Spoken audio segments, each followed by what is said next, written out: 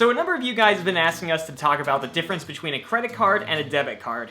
First impression, they look pretty much the same. Both of them are pieces of plastic that you can swipe in exchange for goods and services. Both could be used to unlock a door, should you ever find yourself in a spy movie. This is it. It's go time. Yeah.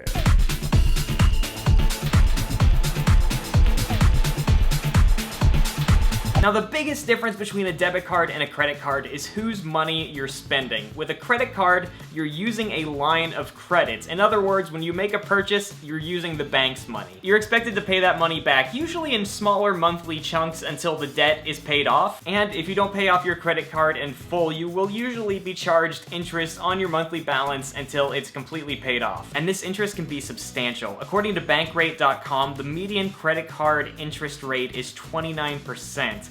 And believe it or not, it can get as high as 79%. Oh no! On the other hand, when you make a purchase with a debit card, you're spending your own money from your linked account, which is usually a checking account. So generally speaking, there really isn't interest or a lot of fees. If you spend $10 at the gas station, $10 comes out of your account just as if you had written a check. So why would anyone bother with a credit card when they could just as easily swipe a debit card? Well, most credit cards offer perks and rewards based on your spending. When you pay your credit card bill in full every month, the perks and rewards can get pretty substantial. However, it's really important to note that it doesn't do you any good to get 5% back on all your purchases if you're not going to pay off your entire balance every month and you're just going to be accruing interest. So if you're using a credit card for its perks, be sure to pay off your bill in full every month. But what if you can't pay off your credit card bill in full every month? Though we don't recommend this, the other use for credit cards is to enable you to make payments over time on more expensive items. So for instance, say that you need a 50-inch TV to watch the new season of Doctor Who, but unfortunately for you and the doctor, you can't really afford the $1,000 price tag. Buying the TV on a credit card and spreading out those payments over a couple years might sound pretty enticing, but remember interest. If you only make the minimum monthly payments on the TV, you will have paid $2,700 for the $1,000 TV, which is like 2.7 TVs,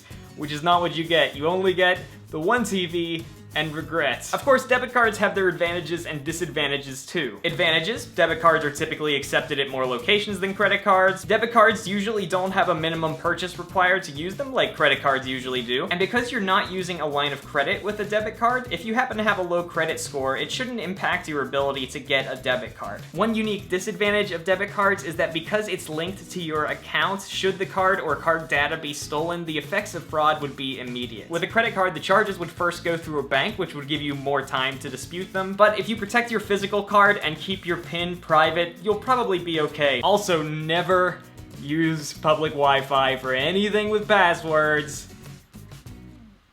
Just don't. One thing to remember about both types of cards is that they may lead you to spending more money than you would have otherwise. Basically, it hurts more psychologically to hand over cash than it does to just swipe your card. So be careful that the convenience of the cards doesn't lead you to too much wasteful or impulsive spending. So that's all we've got for you today. This week's episode was brought to you by Audible.com, an audiobook service with over 150,000 titles. If you enjoy this channel, please support us by going to audible.com/howtoadult. For checking out Audible, they're going to give you a free audiobook of your choosing. I recommend The Money Book for the Young, Fabulous, and Broke by Susie Orman, which was a really good primer for me to learn about personal finance. Again, to grab your free download, just go to audible.com/howtoadult.